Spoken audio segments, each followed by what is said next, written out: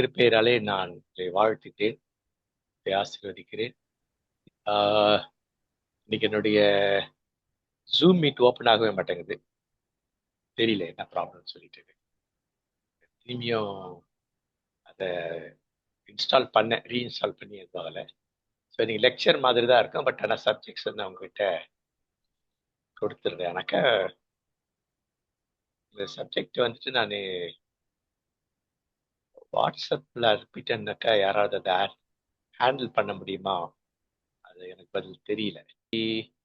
நம்ம பார்க்க வேண்டிய முக்கியமான ஒரு விஷயம் எனக்கு இந்த லெந்து காலம் அப்படிங்கிற இந்த விஷயம். இந்த லெந்து காலம் அப்படிங்கிறது இது வந்து நமக்கு ஒரு ஒரு வாய்ப்பு, கடவுளோடு நேரத்தை செலவு செய்ய வாய்ப்பு. அவ்வளவுதான். நம்மை சீர்படுத்திக் கொள்ள ஒரு வாய்ப்பு. இதை பின்பற்றணுமா பின்பற்றக்கூடாதா அப்படிங்கிறதெல்லாம் கிடையாது. முதல்ல இந்த இந்த என்ன சொல்றாங்க, இந்த ட்ரெடிஷன் பாரம்பரியம்னா என்னன்னுட்டு நிறைய பேர் புரியவே மாட்டேங்க. நம்ம குழுவிலையும் பாரம்பரியம் என்பது எதற்காக கடவுள் கொடுத்திருக்கிறார், கடவுளுடைய மனிதர்கள் கொடுத்திருக்கிறாங்க. நோக்கம் என்ன? கடவுளோடு பயணிக்க, இல்லையா? அது ஒரு கருவி தான். கருவி, அதாவது ஒரு கருவி. அந்த கருவியை பயன்படுத்திக்கணும். இப்ப இன்னைக்கு ஞாயிற்றுக்கிழமை சர்ச்சுக்கு போறது போய் ஆகணும்னுட்டு பைபிள் எங்கனா இருக்குதா? ஞாயிற்றுக்கிழமை சர்ச்சுக்கு போகணும்னு பைபிள் இருக்குதா? இல்லை. ஆனா ஏன் போறோம்? அது ஒரு பாரம்பரியம். ஏன் அதன் ஊடாக என்ன பண்றோம்? கடவுளோடு நெருங்கு. அப்போ அந்த பாரம்பரியத்தை சீர்படுத்துவதை சீர்குலைப்பதை நம்ம தான். பாரம்பரியம்னா என்ன? நல்லா ஞாபகம் வச்சுக்க வேண்டியது என்னன்னா, பாரம்பரியம் என்பது நன்மைக்கானது, நன்மைக்கானது. அதை நம்ம தீமைக்கா பயன்படுத்துறோமா? இது முதல்ல தெரியும். இப்போ பாரம்பரியம் பாரம்பரியம்னு ஏதோ ஒன்று நினைச்சிட்டு இருக்காங்க. பாரம்பரியம் இல்லாத எந்த ஒரு திருச்சபையும் கிடையாது. எல்லா திருச்சபைகளுக்கும் ஏதோ ஒரு பாரம்பரியம். ஆனா அந்த திருச்சபையில அந்த பாரம்பரியங்களை என்ன பண்ண, கடவுளோடு கூட நடக்கிறதுக்கு அது ஒரு கருவியா பயன்படுவதை தவிர வேற ஒண்ணு இல்லை. புரியுதுங்களா? பாட்டு பாடுறோம், அது ஒரு பாரம்பரியம். ஆனா அந்த பாட்டு பாடுறதுனால எனக்கு என்ன மாற்றங்களே அது கொண்டு வந்தது? என்னை வந்து அது உற்சாகப்படுத்துச்சா? என்னுடைய இந்த பாரம்பரியம் எந்த வகையிலாவது என்னை உற்சாகப்படுத்துச்சா அப்படிங்கிறத நாம பார்க்கணும். எந்த வகையில அது என்ன உற்சாகப்படுத்துச்சு அப்படிங்கிறது நமக்கு தெரிய வரும். அது ரொம்ப ரொம்ப முக்கியமானது. அப்போ இந்த பாரம்பரியத்தின் நோக்கம் என்ன அப்படின்னாக்க, அது என்ன உயிர்ப்புள்ளதா வைக்கணும். ஒரு பாரம்பரியம் என்ன உயிர்ப்புள்ளதா வைக்கணும். உயிர்ப்புள்ளதா வைக்கலனாக்கா அந்த பாரம்பரியம் பயனற்ற பாரம்பரியம்.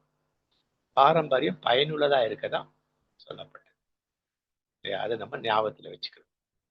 இது வந்து நமக்கு இன்னும் என்ன, இன்னும் நம்ம வளரல. முக்கியமா கமாலியல் பைபிள் காலேஜ்லயே நிறைய பேர் வளரல. இது ஆச்சரியமா இருக்கு. பாரம்பரியம் என்னன்னு தெரியாமலே இருக்கிறோம், இல்லைங்களா? பாரம்பரியம் ஒரு ஒரு ஒரு ஒரு ஒரு என்ன சொல்லுவாங்க, ஒரு ஒரு கோடு. இட்ஸ் அ கோடு, இல்லையா? இப்ப ஸ்கேன் பண்றோம்ல, அது ஒரு கோடு. அதை ஸ்கேன் பண்ணாதான் அந்த இதுக்குள்ள போக முடியும், இல்லையா? இட்ஸ் அ கோடு, குறியீடு. தமிழ்ல வந்து குறியீடு அப்படின்னு. இயேசு நிறைய உமைகளை பயன்படுத்தினார். அப்படின்னா என்ன அர்த்தம்? அதெல்லாம் ஒரு குறியீடுகள், ஒவ்வொன்றும் குறியீடுகள். அதன் மொழியாக என்ன சொல்லி கொடுத்தாரு? ஏதோ குப்பையில போறதை சொல்லி கொடுக்கல, இல்லையா? கடவுளோடு கூட நடக்கிறத பற்றி தான் சொல்லி கொடுத்தாரு, இல்லையா? கடவுளோடு கூட மக்கள் எப்படி வாழ்கிறார்கள் அப்படிங்கிறத சொல்லி கொடுத்தாரு. அதனால இதை வந்து நம்ம முதல்ல நம்ம மனதில் கொள்ள வேண்டியது முக்கியமான ஒரு விஷயம்.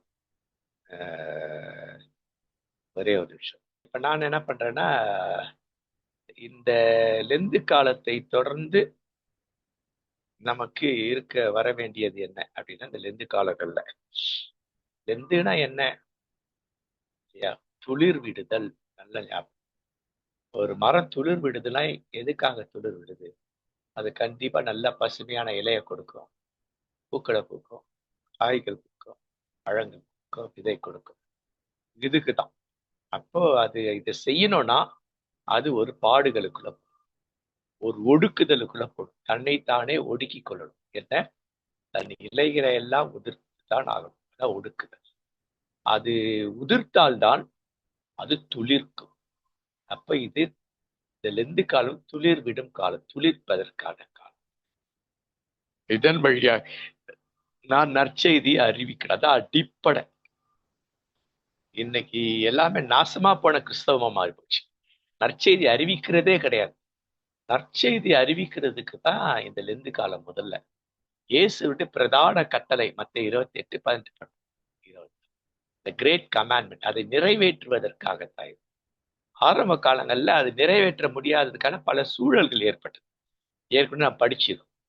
என்ன சூழல் ஏற்பட்டதுன்னா, நிறைய பேர் என்ன பண்ணாங்க இல்லையா, அவர்கள் கொடும் துன்பம் அனுபவித்தாலும் செத்தாலும் கூட இல்லையா, கடவுளை மறுதளிக்காமல், இயேசுவை மறுதளிக்காமல் இயேசுவின் நற்செய்தியை அறிவித்தார்கள். அதற்காக அவர்கள் கொடுந்துன்பத்தை அனுபவித்தார்கள், செத்தார்கள். அப்போ அதுல என்ன ஆச்சு அப்படின்னு சொன்னாக்கா, கொடுந்துன்பத்தை தாங்க முடியாத சிலர் பின்வாங்கி போகணும். முதல் நூற்றாண்டு, 2ஆம் நூற்றாண்டு, 3ஆம் நூற்றாண்டு நடந்தது. அப்ப அப்பேற்பட்டவர்களை சபை என்ன பண்ண, வெறுத்து ஒதுக்காம அவங்களுக்கு மேல பச்சாதாபப்பட்டு அவங்களுக்கு சொல்லி கொடுத்து, ஆமா நான் கூட இந்த அனுபவம் இருக்கு, நானும் கஷ்டப்படுறேன், எப்படி இருந்தாலும் நம்ம செத்தோன்னா இயேசுவோட தான் இருப்போம் அப்படிங்கிறதுக்கு தங்களை ஆயத்தப்படுத்துறது, திரும்பவும் கடவுள் இடத்துல வருவதற்கு, திரும்ப துளிர்ப்பதற்கு. பட்டு போனது துளிர்க்கிறது. நமக்கு பட்டு போகாம ஒவ்வொரு ஆண்டும் பட்டு போகாமல் துளிர் விடணும். பட்டு போன துளிர்க்க முடியுமா? இறைவாக்குற சொன்னார், துளிர்க்க முடியும் அப்படின்னு சொல்லிட்டு சொல்றதுதான் இது முக்கியமான ஒரு விஷயம். இதை நாம மனதில் வச்சுக்கிறோம். அப்ப இது என்ன ஆச்சுனாக்கா, 3ஆம் நூற்றாண்டுல என்ன ஆயிடுச்சுனாக்கா, 4ஆம் நூற்றாண்டுல அலுப்பாயிடுச்சு. கிறிஸ்தவர்களுக்கு எதிராக யாரும் எதுவும் செய்யக்கூடாதுன்ட்டு கிறிஸ்தவம் அரசாங்க மதமா மாறிடுச்சு. ரோமாபுரி முழுவதும் உலகத்துல இருக்க எல்லா இடங்கள்லயும் என்ன ஆச்சுன்னா, ரோமர்கள் கிறிஸ்தவர்களாக மாறினார்கள். கிறிஸ்தவ மதம் பெருகுச்சு. அப்ப அலுஃபான உடனே நற்செய்தி அறிவிக்கிறது அலுஃபாச்சு. ஏனதான் நற்செய்தி அறிவித்தாங்க, உண்மையா ஒரு பக்கத்துல அறிவித்துக் கொண்டிருந்தாலும் கூட. அப்ப அவர்கள் மீண்டுமா கடவுள் பக்கத்தில் நற்செய்தி அறிவித்து சீடராக்குதல் தான் கனி கொடுத்தல், வேற ஒண்ணுமே கிடையாது. சீடர்களா உருவாக்குறது தான் கனி கொடுத்தல். இதுக்குதான் இது நல்லா ஞாபகம் வச்சுக்கணும். எனக்கு இது தேவையில்லைன்னா இதை குப்பதட்டில் போடலாம். எனக்கு இந்த வேநீர் காலம், இளவேநீர் காலம் வேணாம், இந்த லெந்து காலம் வேணாம், துளிர்க்கிறதுலாம் எனக்கு வேணாம், நான் என்னை ஒடுக்கலாம் மாட்டேன் இல்லையா, நான் எப்பவும் போலவே இருப்பேன்னா திக்குப்பட போட்டு போயிட்டே இருக்கலாம். புரியுதுங்களா? இதை முதல்ல நல்லா மனசுல வச்சுக்கணும். அதான் இத்தனை வாரங்களாக அதை அதிகமா நான் டீச் பண்ணதுக்கு காரணமே இதுதான். ஓகே, ஸோ இதன் வழியாக இயேசு என்ன பண்ணாருன்னா, இயேசுவும் அதற்கூடாக கடந்து சென்றார். இயேசு அடிக்கடி என்ன பண்றாரு அப்படின்னா, இயேசு அடிக்கடி தனியா போய் ஜெபிக்கிறார் இல்லையா. சீடர்களையும் கூப்பிடுறாரு, அவங்க சரியா செட் ஆகல அதுக்கு. ஏன்னா அவங்க இன்னும் அதுக்கு பழக்கப்படலை.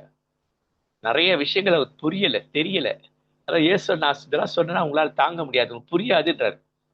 எப்ப புரிஞ்சுது அப்படின்னு சொல்லி பார்க்கும்பொழுது, இயேசு கிறிஸ்து இல்லையா தூய ஆவியாரை அனுப்பின பிறகுதான் அவங்களுக்கு இதெல்லாம் புரிய ஆரம்பிச்சு. இயேசு சொன்னது புரிய ஆரம்பிச்சது, இயேசு செய்ததை காட்டிலும் பல மடங்கு ஆற்றலோட செய்ய ஆரம்பிச்சாங்க. இதெல்லாம் எப்ப நடந்ததுனாக்கா, தூய ஆவியர் கொடுக்கப்பட்ட பிறகுதான் நடந்தது. அப்ப இயேசு கிறிஸ்து என்ன பண்றாருன்னா, அவர் கனி கொடுக்கறதுக்கு தன்னை ஆயத்தம். அப்ப இந்த காலம் எப்படின்னாக்கா அதை மையப்படுத்துவதுதான்.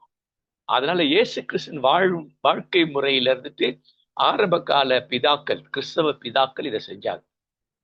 ஏதோ யாரோ ஒரு தெருவுல போறோம் பண்ணல இதெல்லாம் இல்லையா. கடவுளுக்கா வைராக்கியம் ரத்த சாட்சியா செத்தவங்க இதை பண்ணுது. நம்ம எது பண்ணாலும் இன்னைக்கு நிக்குது, உலகம் பாக்குது இல்லையா. ஜிகு ஜிகுன்னு கோட்டு பாட்டிக்கின்னு இல்லையா ஃப்ளைட்ல போனோம்னா நம்மளோட உலகம் பாக்குது.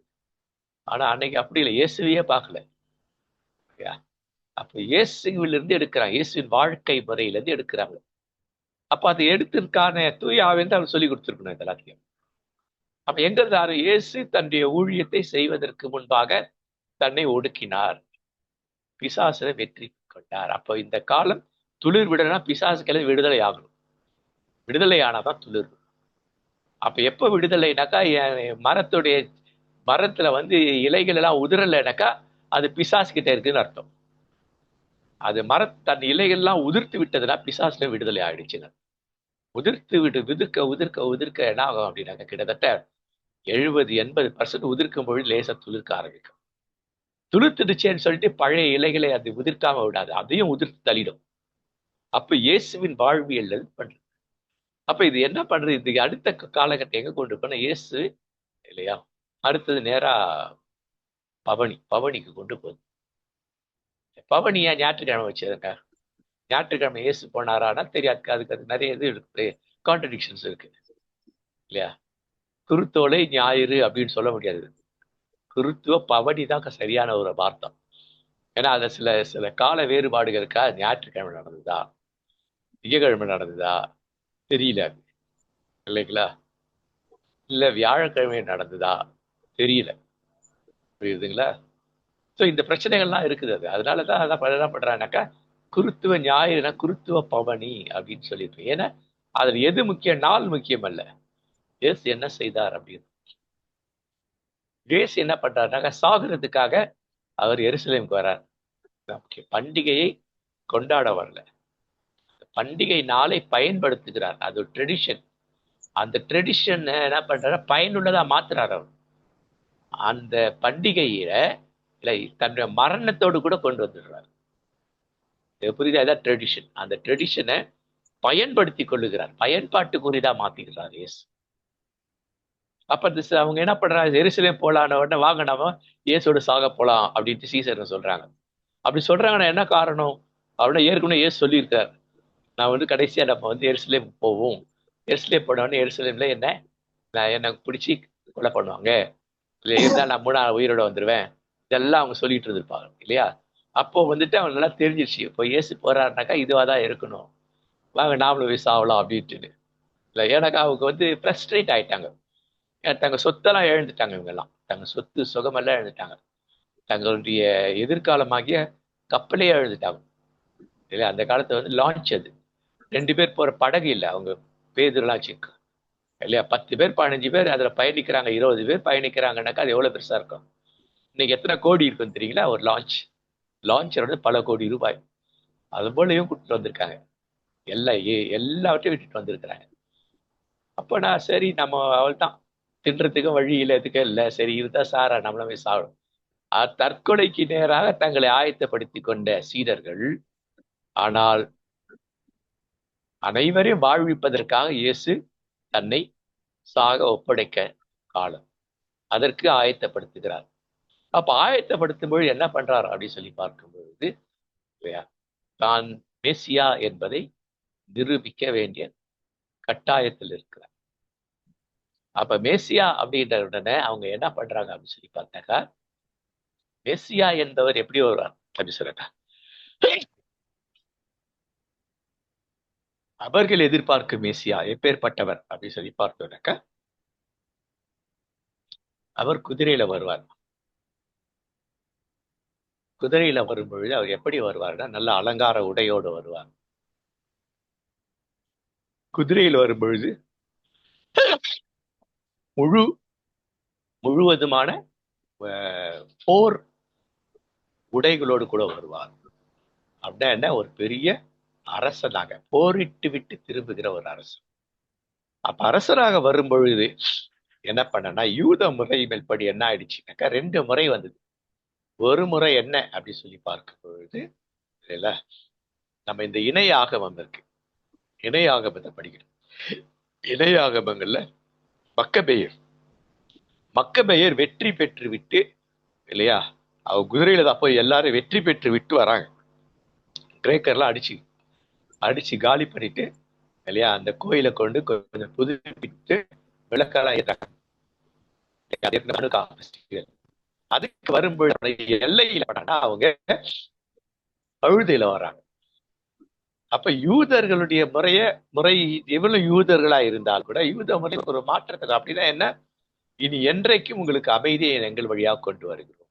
கடவுள் கண்டிப்பாக அமைதியை கொடுக்கிறவர் தான், சமாதானத்தை கொடுக்கிறவர். அப்படிங்கிறதுனால மக்கபேயர்கள் வெற்றி பெற்று விட்டு இல்லையா, கழுதையில வராங்க. அப்ப இயேசு அதை தான் எடுக்கிறார். ஏன் எடுக்கிறார் அப்படின்னு சொல்லி பார்த்தாக்கா, இறைவாக்கினர் சொன்னது, ஏசாயில சொன்னதை மக்கபேயர்கள் உறுதிப்படுத்துறாங்க. இயேசு என்ன பண்றாருனாக்கா அதை என்ன பண்ற உறுதிப்படுத்துறார். அவர் குதிரையை தொடவே தொடல. ஆனா யூத நம்பிக்கை குதிரை. ஆனால் இறைவாக்குனர் சொன்ன கழுதையே அவர்கள் நம்பவே நம்பல. கழுதை ஏறக்கூடிய ஏறுவாரு அப்படிங்கிற அந்த நம்பிக்கை யூதர்களுக்கு இல்லவே இல்லை. மக்கபேயர்கள் என்ன பண்ணாங்கனாக்கா அதை சரியாக புரிந்து கொண்டு வெற்றி பெற்று தன் நாட்டுக்குள்ள அமைதியை கொண்டு வருகிறார், மற்றவர்களால் உனக்கு எந்த பிரச்சனையும் கிடையாதுன்னு சொல்லி கொண்டு வருகிறார். அது சிறப்பான ஒரு விஷயம். என்னுடைய அந்த இதுல வரும், நோட்ஸ்ல நீங்க பார்த்தீங்கன்னா வரும். ஏன்னா நோட்ஸ் எனக்கு இது ஒர்க் ஆக மாட்டேங்குது, ஜூம் ஒர்க் ஆக மாட்டேங்குது இந்த லேப்டாப்ல. சரிங்களா? ஸோ இந்த பிரச்சனை. இதை ஏசு என்ன பண்றாருன்னா ரொம்ப அழகா என்ன பண்றாருன்னா குதிரையை இல்லாம கழுதை. அதனால கழுதை கழுதை குட்டி ரெண்டுமே சொல்றாரு. கழுதை கழுதை குட்டி. அப்ப ரெண்டுலயும் ஏறினாருன்னா கழுதையும் கழுதை குட்டியும் இருக்கு. அதுல அவர் ஏறினது என்னன்னா கழுதையுடைய குட்டி. அப்படின்னா என்னன்னாக்கா அந்த கழுதை இன்னும் மனுஷனை ஏத்தி பழக்கப்படாத குட்டி.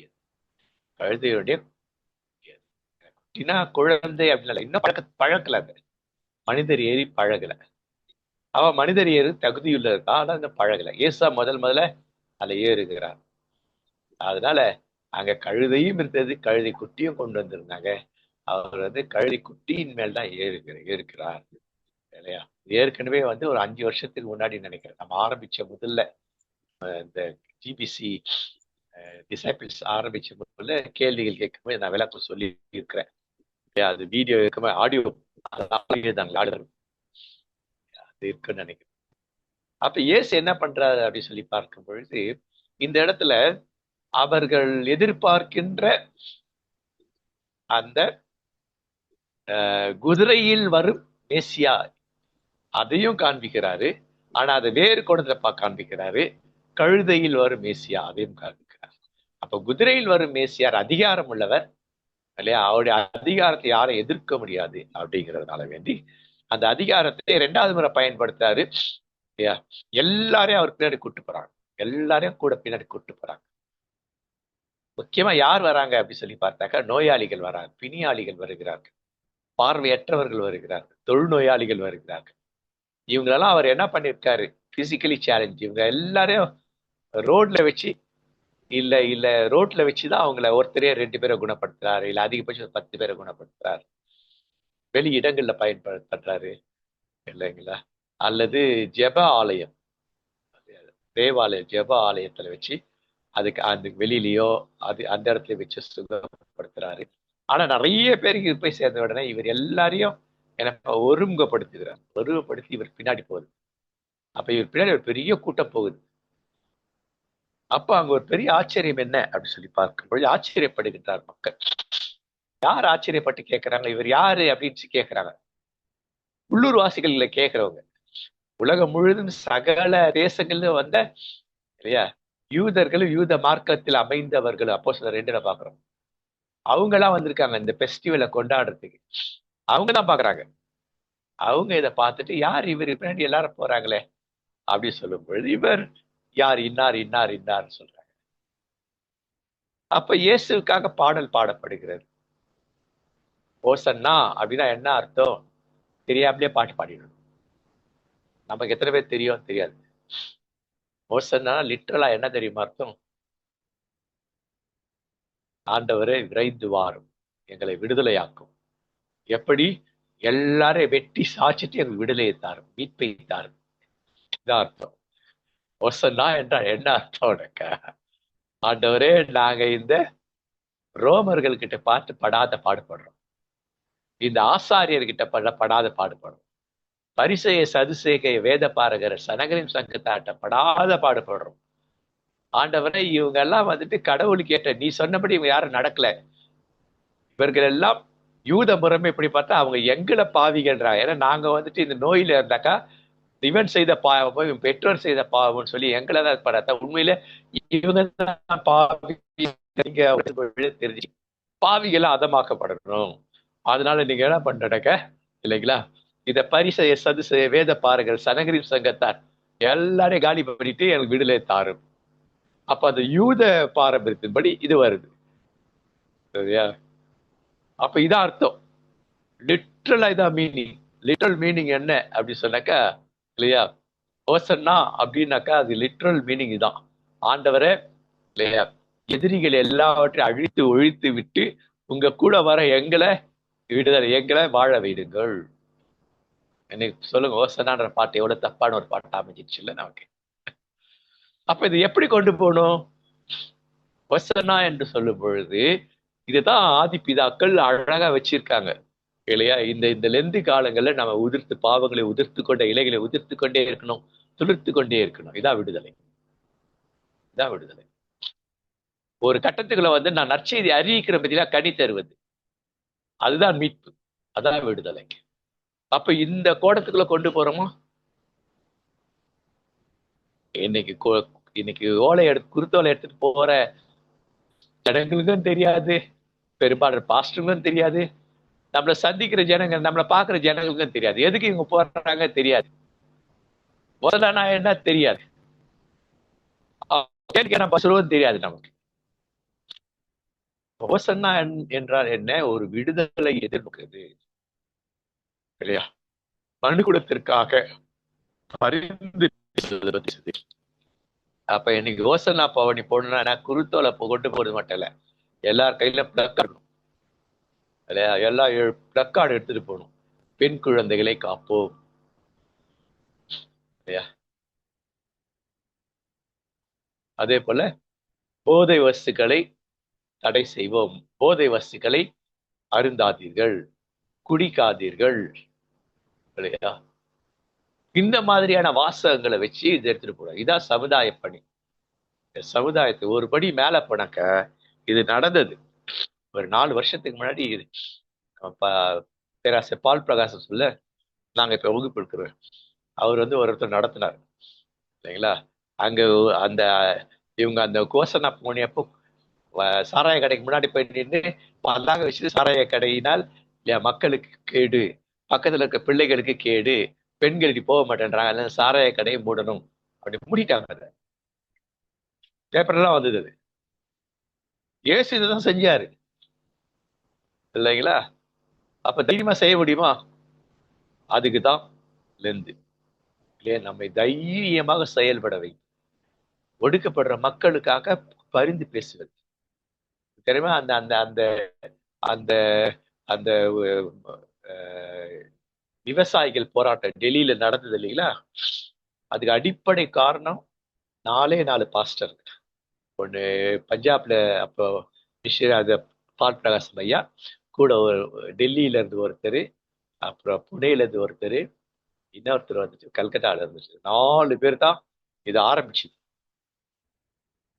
எத்தனை நாட்கள், வருஷம் ஃபுல்லா நடந்ததுல அப்போ ஒரு 4 பேரால முடியும். இன்னைக்கு எத்தனை ஆயிரம் பாஸ்டருங்க இருக்கவங்க, கிறிஸ்தவங்க இருக்க, நம்மளால முடியுமா? குறைந்தபட்சம் ஒரு பதாகை எடுத்துட்டு போக முடியாதா? பெண் குழந்தைகளை பாதுகாப்போம் இல்லையா. எவ்வளவு இருக்குது, எவ்வளவு பிரச்சனையை எடுத்துட்டு போங்க. அப்ப உலகம் பார்க்கும், சமுதாயம் பார்க்கும், எல்லாம் இவங்க வித்தியாசமா இருக்கிறாங்களே இல்லையா. பாட்டம் பாடுங்க, இதையும் செய்யுங்க. ஆனா பாட்டுக்கு என்ன அர்த்தம்ன்றது தெரிஞ்சுன்னு போங்க. அப்ப இதுல இருந்து விடுதலை ஆவதுதான். இதை பார்த்து ஒருத்தராவது திருந்துறாங்க, ஒருத்தராவது குடிய விடுறாங்க, ஒருத்தராவது சாராயத்தை விடுறாங்க, ஒருத்தராவது இது பண்றாங்க இல்லையா. தவறிலிருந்து வெளியே விடுதலை ஆக்குறாங்க. பார்த்தீங்களா? இதுதான் ஓசன்னா பாவனுடைய மைய நோக்கம். இதுதான் விடுதலை ஆக்கும் என்று மக்கள் கேட்கிறார். இயேசு அந்த விடுதலையை கொடுக்கிறார். எப்படி இல்லையா? ரத்தத்தை வாங்கி விடுதலை கொடுக்கல, ரத்தத்தை சிந்தி விடுதலை கொடுக்கிறார்.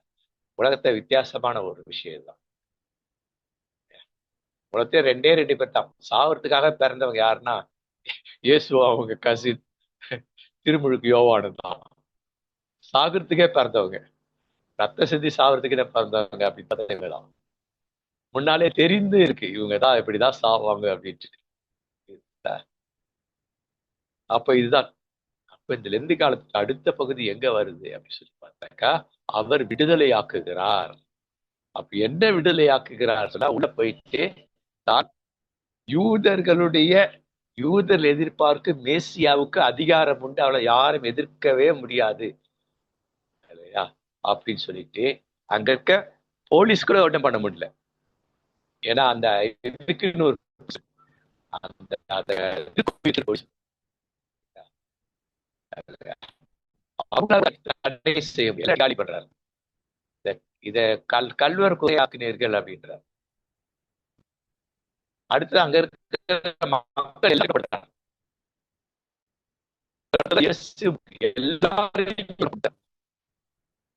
எல்லாரும் 3.5 ஆண்டுகள்ல இருக்கிற எல்லாரும் படுத்தல. அங்க ஒண்ணு இங்க ஒண்ணு அப்படி குணப்படுத்தினார் தவிர அப்ப ஏன் செய்ய மாட்டா அப்படி சொல்லி பார்த்தாக்கா இல்லைங்களா, எல்லாருக்கும் விடுதலை கொடுக்குறாரு. 2 பண்றாரு. ஒண்ணு எல்லாரும் அடிச்சு காலி பண்றாரு, இன்னொன்னு எல்லாருக்கும் இல்ல எல்லாரும் எல்லாரும் சமத்துவத்துக்குள்ள கொண்டு வர்றாங்க. என்ன சமத்துவம்னா இவங்கெல்லாம் எங்க இருக்கணும், இந்த இந்த இந்த இந்த நோயாளிகள் இவங்க எல்லாம் எங்க இருக்கணும், அந்த திருக்கோயில்ல இருக்கணும். அங்கதான் அவங்க வந்து ஜெபிக்கணும். அங்கதான் ஆசாரியர்கள் இவர்கள் எண்ணெய் பூசி ஜெபிச்சு சுகப்படுத்தணும். ஜெபம் பண்ணி சுகப்படுத்து, எண்ணெய் பூசி நோய்களுக்கு மருந்துடுற மாதிரி அதை பண்ணி சுகப்படுத்தணும் இல்லையா, ஆறுதல் கொடுக்கணும், ஆற்றல் கொடுக்கணும், இதெல்லாம் கொடுக்கணும். ஆனா அந்த இடத்துல இருக்க எல்லாரையும் காலி படுத்தி கொண்டு போய் போட்டாங்க. பெரும்பாலும் எங்க இருந்தாங்க எல்லாரும் அப்படி சொல்லி இப்பதான் ஊருக்கு வெளியில தான் இருந்தாங்க இல்லைங்களா. ஒண்ணு வந்துட்டு எரிகோவுக்கு தெற்கு மேற்கு பக்கத்துல இருந்தாங்க. இன்னொன்னு எங்க இருந்தாங்கன்னாக்கா இது பெதஸ்தா, அங்க இருந்தாங்க. இந்த இடத்துல கொண்டு வந்து போட்டு வச்சுட்டாங்க. ஏன்னா அந்த இடத்துல அவங்களுக்கு பணம், இவங்களால இதனால பணம் கிடையாது, பணம் இல்லை. ஏன்னா அடிமை ஆகிட்டனால அவங்க ரோம் அரசாங்கத்துக்கு பணம் கொடுக்கணும் இல்லையா, கப்பம் கட்டணும். அதுக்காக எல்லாரும் என்ன பண்ணாங்கன்னு தூக்கிட்டு இங்கே கொண்டு வந்து இல்லையா இவங்க இருக்கிற இடத்துல கொண்டு வந்து போட்டார், கடை விரிச்சிட்டாங்க இல்லையா. கொள்ளை அடிக்கிற கும்பலா மாறிடுச்சாங்க. அதான் கூட்டு களவாணிகள், திருடர்கள் அப்படிங்கிற அந்த கோணத்துல கல்வர் குகை ஆக்கினீர்கள் அப்படின்னு சொல்லிட்டு குகையை வந்து மெயின்டைன் பண்ண முடியாது இல்லையா. குகையை வந்து ஒரு மெயின்டைன் பண்ண முடியாது. அப்படின்னா என்ன, இது மெயின்டைன் எதை மெயின்டைன் பண்றீங்க, இந்த கோயிலை மெயின்டைன் பண்ணல, நீங்க கோயில் தூய்மையானது என்பதை மெயின்டைன் பண்ணல இல்லையா. இங்க இவர் இருக்கிற இடத்துக்கு அப்ப என்ன பண்றாரு, அவெல்லாம் கூட நீங்க இருக்க வேண்டியது இங்கதான் அப்படின்னு சொல்லி அவர் சுகப்படுத்தி அனுப்புகிறார் இல்லைங்களா. சோ இதுதான் மையம். அடுத்த பகுதி என்னன்னாக்க, இந்த பொதுமக்களுக்கும் சரி அங்க இருக்கின்ற ஒரு 4 விதமான தீவிரவாத கூட்டங்கள் இருக்கு. அந்த தீவிரவாத கூட்டங்கள் என்ன நினைச்சிட்டு இருக்குது அப்படின்னு சொல்லி பார்த்தாக்கா, இயேசு என்ன பண்ணுவார் அப்படின்னாக்கா, அவர் மேசியா அப்படிங்கிற தீவிரவாத கூட்டம் நம்பிச்சு. அதுல அவர் என்ன பண்ண அப்படியே கூப்பிட்டு வர்றாரு. பட் கூப்பிட்டு வந்து இந்த ஜனங்களை எல்லாரையும் அப்படியே நேரம் அரண்மனை கூப்பிட்டு போய் அரண்மனையில கொண்டு பிலாத்து எல்லாரையும் காலி பண்ணிட்டு இல்லையா, ரோம இது அடிச்சுட்டு யூதர்களுக்கு விடுதலை வாங்கி கொடுப்பார் அப்படிங்கிற எண்ணம். ஸோ இதெல்லாம் மண்ணா போனதுனாலதான் இவங்கெல்லாம் என்ன பண்ணாங்கன்னாக்கா, இவரை கொலை செய்யும் அப்படின்ட்டு சொன்னவங்கலாம் யாருன்னா இவங்க தான். கண்டிப்பா அவரால் சுகம் பெற்று அதை செஞ்சு இருக்க வாய்ப்பே கிடையாது. ஏன்னா அவர்கள் தங்கள் வாழ்க்கையில எதுவுமே இல்லாத சூழல். முக்கியமா இந்த கடைசி காலத்துல இந்த பார்வையை இழந்தவர், உனக்கு என்ன வேணும்னா எனக்கு திரும்பியும் பார்வை வேணும்ன்ற, அப்படின்னா என்ன, பாதியில பார்வை போயிடுச்சு அவருக்கு இல்லையா. பழைய இதெல்லாம் புதிய வாழ்க்கை கடவுள் கொடுக்கிறார். இன்னொருத்தர் சொல்றாரு இல்லையா, பத்திமை என்ன சொல்றாருனாக்கா, தன்னுடைய அடையாளம், அவனுடைய ட்ரெடிஷன் எது, அந்த பிச்சைக்கார உடைதான். அப்ப இயேசு என்னை கூப்பிடுறாரு, எனக்கு சுகம் கொடுப்பாருன்னு சொல்லிட்டு பார்வையை கொடுப்பார்ட்டு அதை கழட்டி போட்டு போறாங்க. அப்ப இப்பேற்பட்ட இந்த மக்கள் கண்டிப்பா இயேசுக்காக அழுது புலம்பினவர்கள். ஆனால் இயேசுவை சிலுவையில் அறையும் என்று சொன்னவர்கள் யார் என்று சொன்னால், இந்த பரிசேய சதுசேய வேத பாரகர் சனகரிம் சங்க கூட்டமும் இல்லையா, இந்த தீவிரவாதிகளுக்கும் இவங்களும் கை போட்டுக்கிறாங்க. இப்போ பரிசேய சதுசேய வேத பாரகருக்கும் தீவிரவாதிகளுக்கும் இல்லையா நேர் எதிர்.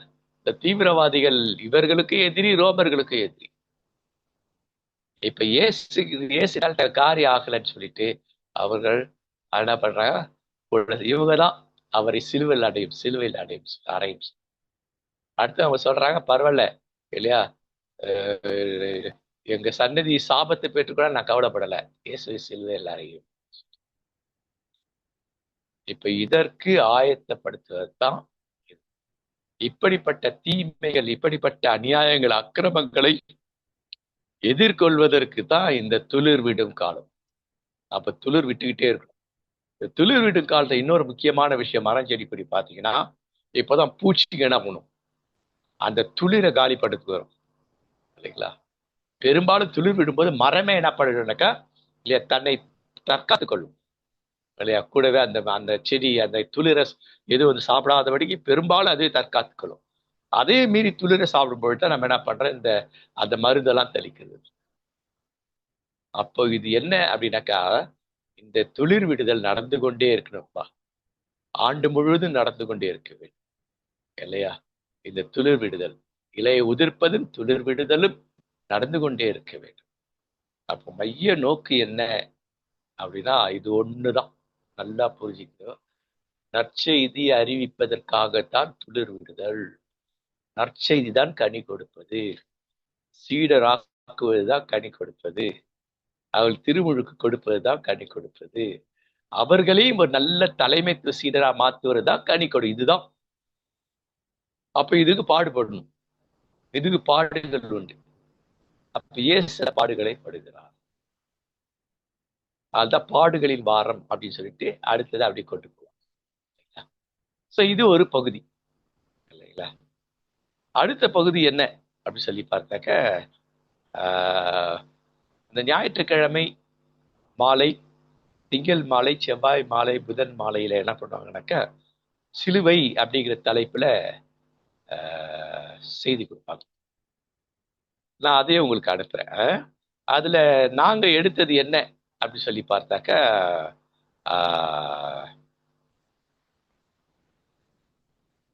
நான் வந்துட்டு 4 தலைப்பு எடுத்தேன். பால் பிரகாஷ் ஐயா ஒரு 4 எடுத்தார். இந்த 2 நாள் நடத்துற மொத்தம் 4 நாள் ட்ரைனிங்.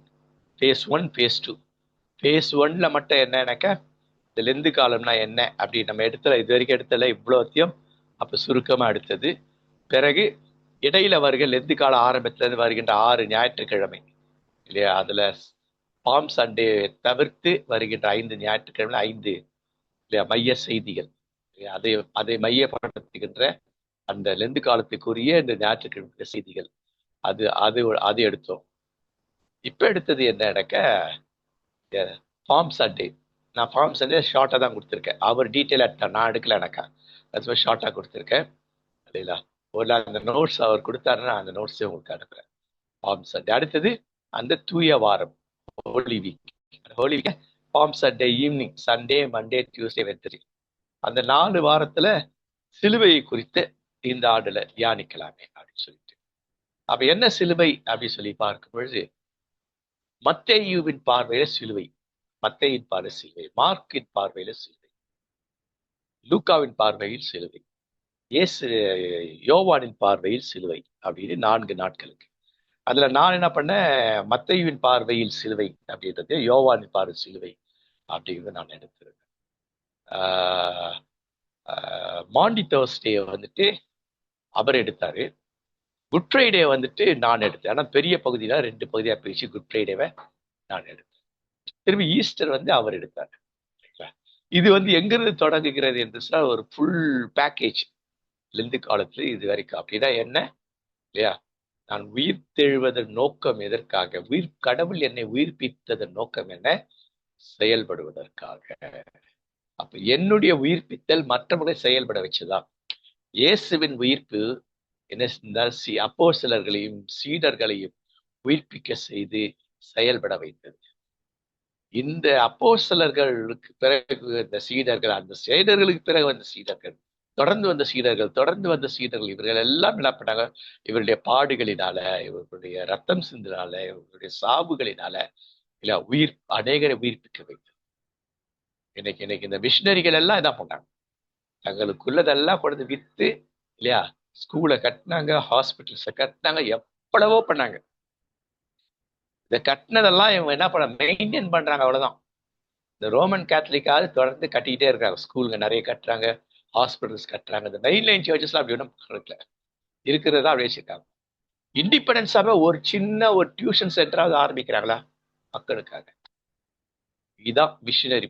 மிஷினரி ஊழியம்னா என்ன அப்படின்னாக்க, இல்லையா, அவர்களுக்கு வாழ்வாதாரத்தை கொடுத்து நற்செய்தி அறிவிப்பு தான் மிஷினரிங்க செஞ்சாங்க. அதை தான் மிஷினரி ஊழியர் தான் முதல்ல மத்திய 5ல் 3, 4, 5 3ஆம் அதிகாரத்துல, சாரி 5ஆம் அதிகாரம் 3ல இருந்து 12 வசனம் வரைக்கும் மிஷினரி பயணம் பற்றிய செயல்பாடு தான் அங்க இருக்கும். என்ன? திருப்பணி, இறைப்பணி. திருப்பணினா மிஷினரி ஊழியம், அவர்கள் உலக ஊழியம். அப்ப இது தொடர்ச்சி. அப்ப இதன் மையப்படுத்திதான் இந்த செய்திகளை நாங்கள் அமைப்போம். இப்ப நான் வந்துட்டு ரொம்ப வேகமா மத்தேயுவின் பார்வை இல்ல,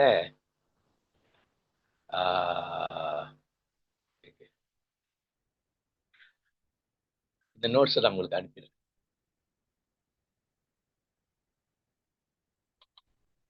மத்தேயும் சிலுவையும் அப்படிங்கிற இந்த இந்த பாடத்தை நான் அனுப்பேன்.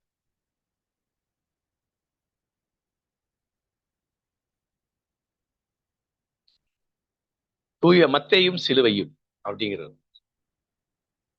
அப்போ இதுல மையம் என்ன அப்படின்னாக்கா, சிலுவை குறித்த ஒரு வரலாற்று பார்வை என்ன அப்படின்னாக்கா, இல்ல கிறிஸ்துவுக்கு முன்னாடி இல்லையா 3ஆம் நூற்றாண்டுல அலெக்சாண்டர் தான் இந்த சிலுவை இதை கொண்டு வந்தார். அதிகமா செஞ்சது அவர் தான். தீரு பட்டணத்தை அவர் அவர் தீரு சிதோன் படிச்சிருப்போம், நம்ம இதுல மேப்ல இருக்கும். இயேசு அங்க பயணிக்கிறார். தீரு நகரை வந்துட்டு அவர் பிடிச்ச உடனே 2000 பேர் அங்க தப்பிச்சு ஓடினா, அவன் எல்லாரையும் சிலுவையில் அடிச்சு கொலை பண்ணாங்க இல்லையா. 162ல கிரேக்க மயமாக்கணும், எப்படி ஒன் இந்தியான்ற மாதிரி கிரேக்க மயமாக்குறது பொழுது இல்லையா, அதனுடைய கிரேக்க தலைமை குரு என்ன பண்ணாருன்னா அல்கிமஸ் அவர் பேர்.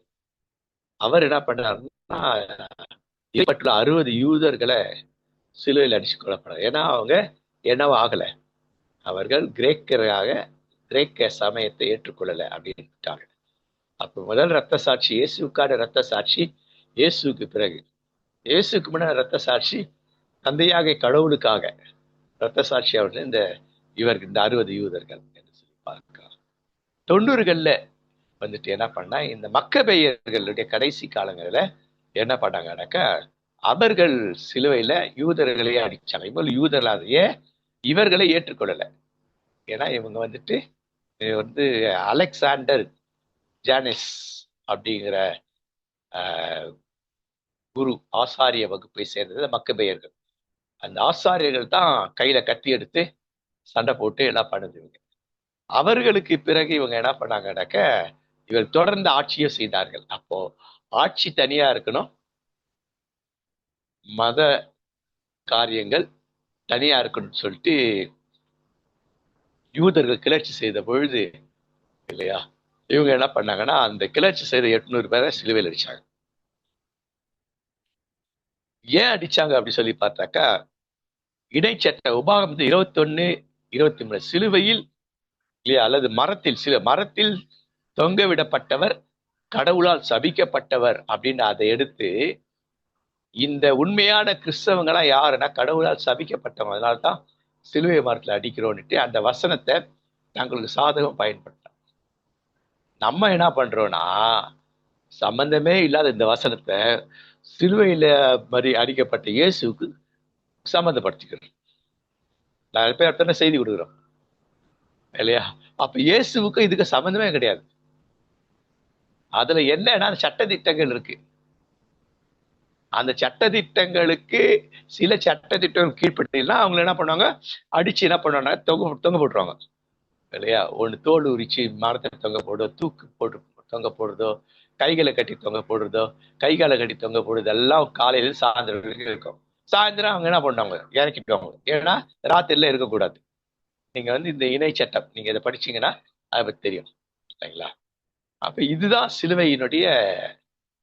இதை வந்துட்டு ரோமர்கள் அதிகம் பயன்படுத்துறாங்க. இப்ப இதெல்லாம் பயன்படுத்துறதுக்கு முன்னாடி யாரெல்லாம் பயன்படுத்திருக்காங்க சிலுவையை? Voice break ஆகுதுங்கய்யா.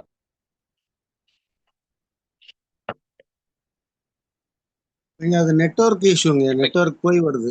இல்ல இல்ல நல்லா வருது அப்படிங்களா? வாய்ஸ், ஒன்றும் இல்ல. ஓகே ஓகே நல்லா இருக்கு, ஓகே நல்லா இருக்கு okay voice. Okay okay okay okay இப்போ வருங்களா? ஓகே. ஸோ இத வந்துட்டு அஹ், கிரேக்கருக்கு கிரேக்கருக்கு முன்னாடி அசீரியர்கள் இத சிலுவையை பயன்படுத்துனாங்க, சீரியர்கள் இதை பயன்படுத்தினாங்க ஐயா இன்னும் இல்லைங்களா? இன்னும் வாய்ஸ் சரியா வரல. எகிப்தியர்கள் பயன்படுத்துறாங்க. சுத்தமா ஏதோ ஐயா ஏதோ நான் அந்நிய ஃபுல் பாஷை ஃபுல் பேசிட்டு இருந்தது. பிரதர் எனக்கு ஃபுல்லா நல்லா தான் வைக்கிறேன் இருக்குது, ஐயா. கேக்குது இல்ல கேக்குது. பரவாயில்ல, நல்லா இருக்குது. கேக்குது. ஒருவேளை உங்களுக்கு உங்களுக்கு உங்களுக்கு ஏதாவது செல்வராஜ் ப்ராப்ளம். ஏதாவது ப்ராப்ளம் இருக்குன்னு நினைக்கிறேன். நல்லா இருக்குது, கிளியரா இருக்கு ஆமாய்யா ஐயாவோட வாய்ஸ். ஆமாய்யா உங்களுடைய நெட்வொர்க்ல இருக்கு ஐயா. கொஞ்சம் வெளியில வந்து உட்கார முடியுமா பாருங்க ஐயா உங்களுதுல. Okay okay.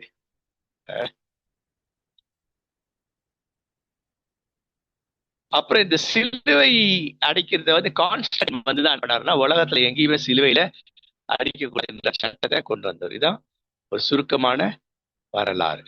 இப்ப இந்த சிலுவை அப்படி சொன்னா 3 விஷயம் ஒண்ணா இருக்கும். சிலுவை அப்படின்னு சொன்னாக்க என்னன்னா, அது சிலுவையை மட்டும் குறிக்கல, கிறிஸ்து, சிலுவை, நற்செய்தி. நீங்க அந்த பாடத்தை படிச்சீங்கன்னா தெரியும். ஏன்னா இது இதுவாகலை எனக்கு, இதுல ஓப்பன் ஜூம் எனக்கு இதுவாகலை இல்லைங்களா? முக்கோணம் மாதிரி எப்படி மூவர் கடவுள் முக்கோணத்துல வர இல்லைங்களா?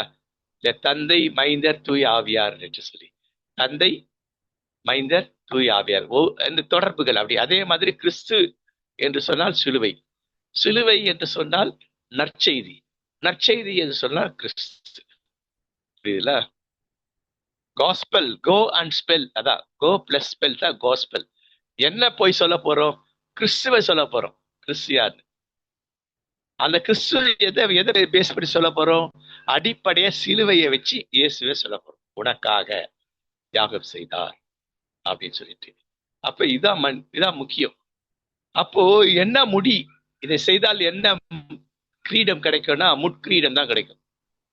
ஆனா நம்ம பொற்கிரீடம், அந்த பாட்டை பாடி பொற்கிரீடத்திலேயே நம்ம இருக்கிறோம். ஒரு சிலுவை வச்சு ஒரு பொற்கிரீடத்தை வச்சு காமிக்கிறோம்.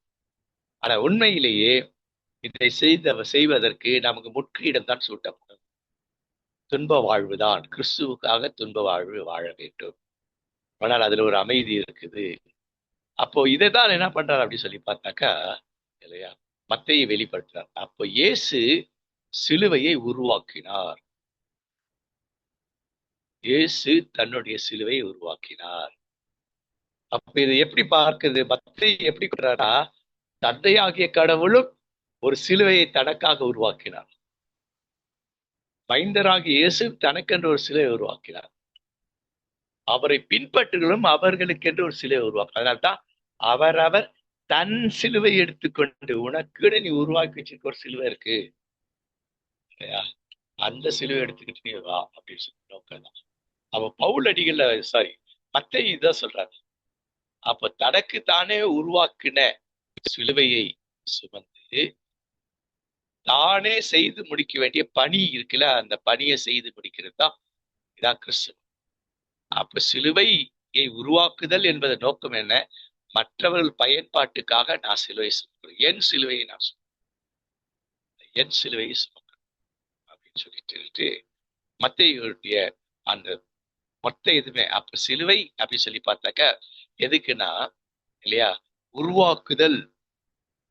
சிலுவையை உருவாக்குதல் அப்படின்னா என்ன இல்லையா, உருவாக்கி யாருக்கு? மற்றவங்க பயன்படுத்தான். இன்னைக்கு ஒரு கார் கம்பெனிக்கார காரை உருவாக்குறாரா? அவருக்கு கிடையாது, மற்றவங்களுக்கு தான். மரம் செடி கொடி தனக்கு இல்லை, மற்றவர்களுக்கு தான். அப்ப மரம் செடி கொடி என்ன பண்ணு? உருவாக்குகிறது இல்லையா, இலைகளை உருவாக்குகிறது, காய்களை பூக்களை, காய்களை, பழங்களை, விதைகளை உருவாக்கு. எதுக்கு? மற்றவர்களுக்காக. அப்ப மத்தேயு இதுதான் கொண்டு வர்றாங்க. அதான் மத்தேயு வந்து கிரேட் கமிஷனை கொண்டு வந்து வைக்கிறார். மத்தேயு 28, 18, 19, 20 கொண்டு நோக்கமே என்ன? நமக்கல்ல, அவரவர் தனக்கானவர்களை பிறருக்கான நோக்குவாராக என்பதனுடைய மையம் வந்து இதுல இருந்து, இந்த மத்தேயு இருந்து வருது இல்லைங்களா? அப்போ கடவுள் மனிதருக்காக தன் சிலுவை உருவாக்கினார். இயேசு மனிதருக்காக தன் சிலுவை உருவாக்கினார். திருத்தூதர்கள், அது அப்போஸ்தலர்கள் மாந்தருக்காக தங்கள் சிலுவை உருவாக்கினார்கள். சீடர்கள் மாந்தருக்காக தங்கள் சிலுவை உருவாக்கினார்கள். மிஷினரிகள், மெய்ப்பர்கள், பாஸ்டருங்க எல்லாம் சிலையை உருவாக்கும். அப்ப அந்த உருவாக்கிய சிலை சிதைந்து போகாமல் அதை பர்ஃபெக்டா வச்சுக்கணும். அதுக்குதான் லெந்து. என் சிலுவை சரியா இருக்குதா? அப்ப அந்த பாடுகளோடு நல்லா தூக்க முடியும். தூக்குறது கஷ்டப்பட்டோம்னாக்கா இயேசு என்கிட்ட வந்துடுறாரு. நான் உனக்கு கொஞ்சம் இலைப்பாறுதல் கொடுப்பேன். என்கிட்ட அந்த இலைப்பாறுதல் உண்டு உனக்கு, இல்லையா? கொஞ்சம் வந்துக்க, இந்தா கொஞ்சம் ஜூஸ் குடி, போய் குடிச்சிட்டு வந்து படுத்து நல்லா தூங்க, எழுந்து நல்லா சாப்பிடு, சாப்பிட்டு கூட நல்லா தூங்கு, திரும்பியும் உன் சிலுவையை தூக்கிட்டு உன் வெயிட்டை தூக்கிட்டு புறப்பட்டு போ. இதுதான், இல்லையா? இதன் அடிப்படை இதைதான் என்ன பண்றா மத்தேயுல இருக்கிறது தான் யோவான் எடுத்து சொல்றது, இல்லையா? சுமப்பது. அப்ப அப்போஸ்தலர் 1:8 என்ன சொல்லுது அப்படின்னா, எருசலேம், யூதேயா, சமாரியா, உலகத்தின் கடைசி எனக்காக சாவிங்க. அதான் அர்த்தம். சும்மா சாமணி அநியாயத்துக்கு சாவிங்க. ஏசு எப்படி செத்தாரு? ஏசு சாவுத மகா கொடூரமா செத்தாங்க. ரத்த சாட்சிகளை இயேசுவின் சாவை விட கொடூரமான சாவு செத்தாங்க. பவுல்லாம் கொடூரமான சாவு பவுலுக்கெல்லாம், இல்லைங்களா? அப்போஸ்தலர் எல்லாருக்கும் மிக கொடூரமான சாவு, இல்லைங்களா? ஒன்னில அன்னைக்கு வீடியோ போட்டிருந்த வீடியோ பார்க்க முடியல இல்லைங்களா? அதை விட கொடூரமானது. அந்த ஒரு சும்மா ஒரு தலையை வெட்டுறதோ இல்ல கழுத்தா இருக்கிறதோ, அதுவே நிறைய பேர் ஏன் போட்டீங்க பார்த்தீங்களா? இதை விட கொடூரத்தை சந்தித்தவர்கள். அப்போ அதை சந்திப்பதற்கான அந்த கட்ஸ்ன்னு பார்த்தீங்களா?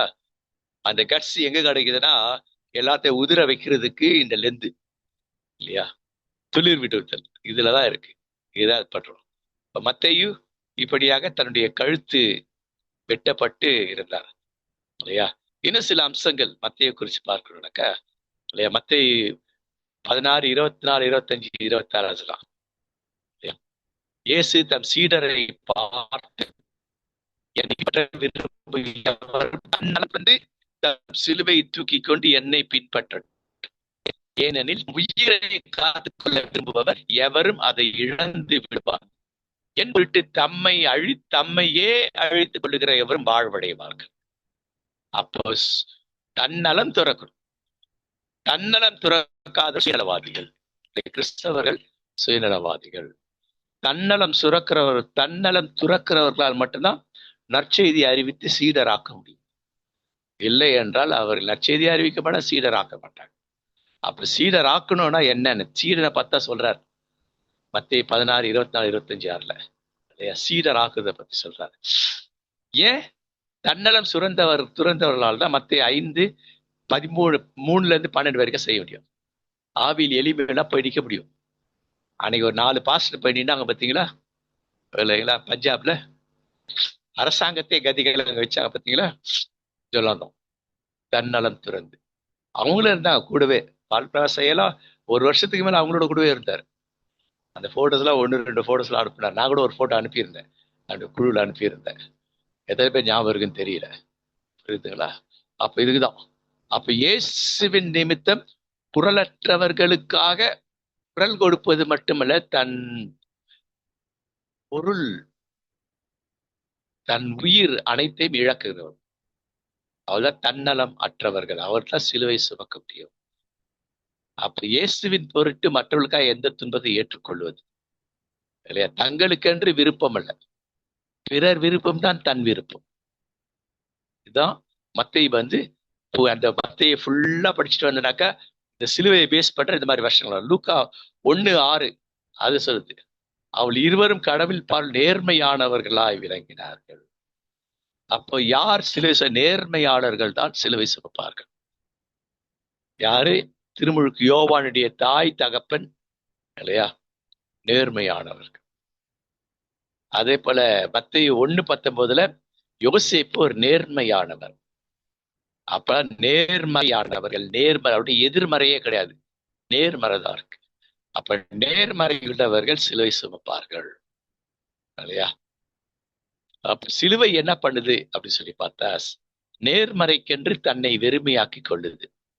அப்போ சிலுவை என்பதுல ஒரு பணிவு இருக்கு. நேர்மறைக்கென்று நிரப்பிக்கொள்ளும் துணிவு இருக்கு, பணிவு இருக்கு, துணிவு. ஏன்? வெறுமையாக்கி கொண்டதை நிரப்பணும். அப்ப லெந்து காலம் என்ன பண்ண வெறுமையாக்குகிறது, துளிர்த்தல் நிரப்புகிறது. அப்போ அதை வெறுமையாக்குறது ஒரு துணிவு வேணும். அப்ப துணிவு அதுக்கு ஒரு பணிவு வேணும், நிரப்புவதற்கு ஒரு துணிவு வேணும். சரிங்களா? மூன்றாவது, நேர்மறைக்கான ஆற்றலை அல்லது வல்லமையை பெற்றுக்கொள்ள நாம் செறிவூட்டப்படணும். செறிவூட்டல் லெந்து காலம் நம்ம செறிவூட்டும். தூய ஆவியார் கூட நெருங்கி பழகிறதுக்கு இருக்கும். இந்த லெந்து காலங்கள்ல தினந்தோறும் ஒரு 4 மணி நேரமாவது டெய்லி கடவுளோட நேரத்தை செலவு பண்ணியிருந்தீங்கன்னாக்கா இல்லையா, நாம் தவறு செய்யறதுக்கு பயப்படுவோம். ஏன்னா தூய ஆவியாருக்கும் நமக்கும் இடையில இருக்க அந்த உறவு ரொம்ப நெருங்கிட்டு இருக்கும். டெய்லி ஒரு 4 hours 40 நாளும் காலையில இருந்து சாயந்தரம் வரைக்கும் தேவையில்லை. ஒரு 3-4 மணி நேரம் டெய்லி கடவுளோட உபவாசம், கடவுளோட வாசம் செய்திருந்தோம் என்றால் நாம் செறிவூட்டப்படுவோம். ஆவியாரால் செறிவூட்டப்படும். அப்ப நேர்மறையாகவே செயல்படும். அப்ப செயல்பட ஒரு கனிவு இருக்கும். ஐயோ இவங்க பாடுபடுறாங்களே. மற்றவர்களை நேர்மறையாளர்களாக உருவாக்கி அனுப்பும். உறுதி இருக்கும். அப்ப இந்த 5 குணாம்சம் நேர்மறைக்கென்று வெறுமையாக்கிக் கொள்ளும், நேர்மறைக்கென்று நிரப்பிக்கொள்ளும், நேர்மறைக்கான ஆற்றலை அல்லது வல்லமையை பெற்றுக்கொள்ளும், நேர்மறையாகவே செயல்படும். 5வது, நேர்மறையாளராக உருவாக்கும். இப்ப இந்த 5க்கு என்ன குறிப்பை பார்க்க முடியும்? பணிவு இருக்கு, முதல்ல துணிவு இருக்கு, செறிவூட்டல் இருக்கு, செறிவூட்டல் இருக்கு, கனிவு இருக்கு, உறுதி இருக்கு. அப்ப இது தான் சிலுவையின் நோக்கம். அப்ப இது என்ன பண்ணும் அப்படின்னு சொல்லி பார்த்தா, தன்னை வெறுமையாக்குதல் அப்படின்னா இந்த படத்தை பார்த்தா தெரியும். பாவம் நம்மிலிருந்து குறைய ஆரம்பிக்கும். லெந்து காலங்கள்ல பாவத்தை குறைக்கு பரிசுத்த ஆவியான சந்தோஷப்படுத்த நமக்குள் இருக்கிற பாவத்தன்மைகள், பெருமைகள் எல்லாம் குறையும். அப்போ நான் சிறுக அப்படின்னு சொல்லுதுதான். அவர் பெருக, இன்க்ரீஸ். அவர் பெருகுவார். ஏன் அவர் பெருகணும் அப்படின்னாக்கா, அவர் பெருகினால்தான் அவர் எழுந்து செயல்படுவார். ஆவியானவரே வாரும் பாட்டுல தப்பான பாட்டு. தப்பு, ரொம்ப தப்பு. வந்துட்டு வரவே வாடா பைத்தியக்காரனா நம்ம இல்லைங்களா? வந்தவர் சும்மா அமைதியா உட்கார்ந்துட்டு இருக்காரு. நம்ம பண்ற பாவத்தின் விளைவா எதுவும் செய்யாம இருக்காரு. நம்முடைய பாவம் பரிசுத்த ஆவியானவரை கைகளை கட்டி போடும். நல்லா ஞாபகம் வச்சுக்க. நான் பரிசுத்தாவை சந்தோஷப்படும் போது இந்த கயிறுகளை விடுதலையாகி அவர் எழுந்து செயல்படுவார் இல்லையா? ஆற்றல் பெறுவோம். இந்த படத்தை பார்த்தீங்கன்னா உங்களுக்கு தெரியும். அதான் சொல்லி நீங்கள் போய் எல்லாரையும் சீடராக்குங்கள் அப்படிங்கிற நோக்கம் இதுதான். அப்போ இந்த தியாகம், அதுக்கு ஒரு விலை கிரயம் இருக்கு.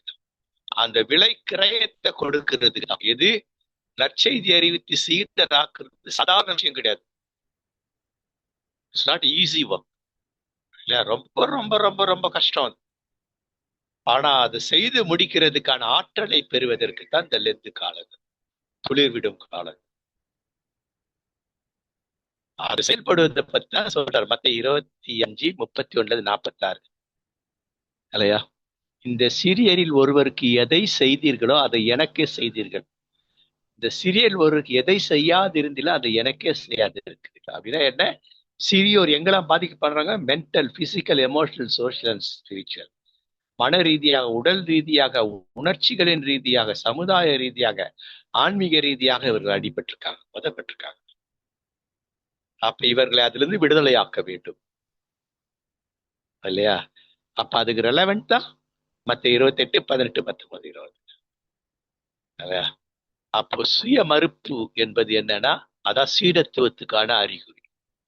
எவர் ஒரு சுயத்தை மறுக்கிறாரோ, எவர் ஒரு நேர்மையாளராக இருக்கிறார், நேர்மையாளராக இருப்பதை நோக்கி பயணிக்கிறவர், சுயத்தை வெறுக்கிறதை நோக்கி எல்லாத்தையும் பண்ணிட முடியாது. ஆனா கொஞ்சம் கொஞ்சமா தான் முடியும்.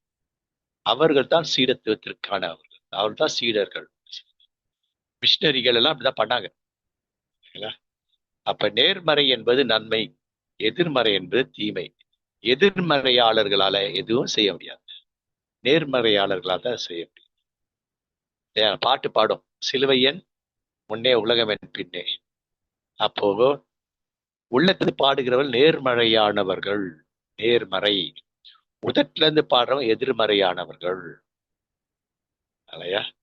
இதை நாம் புரிந்துக்கணும். மத்தேயு நற்செய்தியில் உள்ளது இதெல்லாம் புரிஞ்சுக்க முடியும். அடுத்தது வாழ்வியல்ல ஒரு முரண்பாடு இருக்கு. என்ன முரண்பாடுனா, சீடத்துவத்துக்கு வந்து விலை கிரயம் கொடுக்கணும் நிறைய. நான் ஏற்கனவே சொன்ன மாதிரி விலை கிரயம். உலகத்துல பிரச்சனை இருக்கும், தனிப்பட்ட வாழ்க்கையில இருக்கும், இல்லையா? நம்முடைய குடும்பத்துல இருக்கும், நம்முடைய திருச்சபையில இருக்கும், இந்த சமுதாயத்துல இருக்கும், எல்லா இடத்துலயும் குறைவுகள் இருக்கும், இழப்புகள் இருக்கும், தோல்விகள் இருக்கும். சீடர்கள் என்றால் இதான். பவுல் அதான் சொல்றாரு, இந்த முள்ளை எடுத்து போடு, இது என்னுடைய ஊழியத்துக்கு தோல்வியாவே இருக்கு. ஏன் சொல்றா, தோல்வி நல்லதுதான், இருக்கட்டும், நான் உன் கூட இருக்கிறேன். அந்த தோல்வியினூடாக நீ வெற்றி வெற்றி பெறுவாய், வெற்றியை நோக்கி நடப்பாய், மற்றவர்களை வெற்றிக்கு நேரம் அழைத்து செல்வாய். அதுதான் அதுதான் யோவான் சொல்லுவார் 16. என் வழியாய் நீங்கள் அமைதி காணும் பொருட்டே நான் இவற்றை உங்களுக்கு சொன்னேன். பாடுகளை பத்தி இவர் சொல்லுவார். இந்த 13ஆம் அதிகாரத்துல படிக்கணும். யோவான் 13, 14, 15 எல்லாத்தையும் படிக்கணும். அப்படி பாடுகிற கூட என்னெல்லாம் நடக்குது, தூய ஆவியர் கொடுக்கப்படுது என்ன, இல்ல அவர் என்னெல்லாம் செய்வார், இதெல்லாம் சொல்லும். அடுத்த வரி, உலகத்தில் உங்களுக்கு துன்பம் உண்டு, எனினும் துணிவுடன் இருங்கள், நான் உலகின் மீது வெற்றி கொண்டு விட்டேன். ஏற்கனவே வெற்றி கொண்டவன் நான். தமிழ்ல நல்லா இருக்கு, ஏற்கனவே வெற்றி கொண்டு விட்டேன் அப்படின்ட்டு. அப்ப விண்ணரசுக்கு வழி எனக்கா, சிலுவையின் தியாகத்தின் வழிதான் விண்ணரசுக்கான வழி, இல்லையா? 16:28 எவர் தன் உயிரை காப்பாற்ற முயல்கிறாரோ அவர் அதை இழப்பார் என்றும், எவர் இயேசுவின் நிமித்தம் தன் உயிரை இழக்கிறாரோ அவர் அதை கண்டடைவார் என்றும் இயேசு போதிக்கிறார். அப்ப மேசியாவின் அடையாளம் என்ன? மத்தேயு வந்து ஒரு யூதர். அந்த யூத முறையிலிருந்து உண்மையான மேசியாவை வெளியில கொண்டு வர்றார். யூத முறையான மேசியாவை எப்படி கொண்டு வர்றாருன்னா, யூதர்களுக்கு என்று சொல்லப்பட்ட தீர்க்க தரிசனம், இறைவாக்கு, அதுல இருந்து கொண்டு வர்றார். அதற்காக சிலுவை மரணம் என்பது என்ன?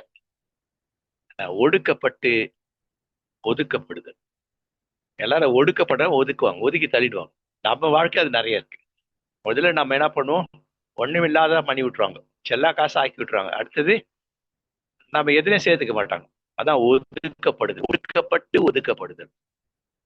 இதுதான் மத்தேயு 5ஆம் அதிகாரம் 3-12 இதான் ஒடுக்கப்பட்டு ஒதுக்கப்படுகிற பத்தி பேசுறார், இல்லையா? அவர்களுக்கு தொண்டு செய்வதனால, இல்லையா, நமக்கு எப்படி இருக்குன்னா, நமக்கு அது ஒரு பேருவகை அப்படின்னு சொல்லிட்டு மத்திய சொல்ற. அதான் அவர்களுக்கு என்று, இந்த சிறியருக்கு எதை செய்தீர்களோ அது எனக்கு செஞ்சீங்க அப்படின்ட்டு. அப்போ ஒரு சிலுவை அவர் கொண்டு போய் சிறைச்சாலையில பார்த்துட்டு வரோம் அப்படின்னாலும் அது பெரிய விஷயம். சிறைச்சாலைக்கு எல்லாரும் போயிட முடியாது, அது ஒரு கஷ்டமான விஷயம், இல்லையா? சிறைச்சாலைக்கு போய் நம்ம என்ன நினைப்போம்? நான் கூட இல்லைங்களா, எங்க இதுல முக்கியமா சோஃபி மற்றவங்க எல்லாம் தங்கள் உடலை விற்று பிழைக்கின்ற அவங்க எல்லாம் எங்கெங்க இருக்கிறாங்க, அங்க போய் நாங்க அவங்களோட பேசுறோம், என்ன நினைப்பாங்க மற்றவங்க, இல்லைங்களா? ஆனா அது நடக்கும். ஆனால் அதுல நான் என்ன எனக்கும் கடவுளுக்கும் என்ன, அதுதான் தெரியும். அதான் முக்கியம். கடவுளுக்கு நான் எப்படி அப்படின்ட்டு. சாராயம் கிடைக்க வேண்டாம் நின்று சாராயம் குடிக்கிறோம் போய் கொண்டு பேசிட்டு அவள் கவுன்சில் பண்ணிட்டு இருந்தா என்ன நடக்கும்? பாக்குறவங்க என்ன நினைப்பாங்க? அப்படின்னா என்ன? கிறிஸ்துவ நிமித்த பாடுபடுவது அது பற்றுறுதியின் ஒரு பகுதி, ஒரு அங்கம்.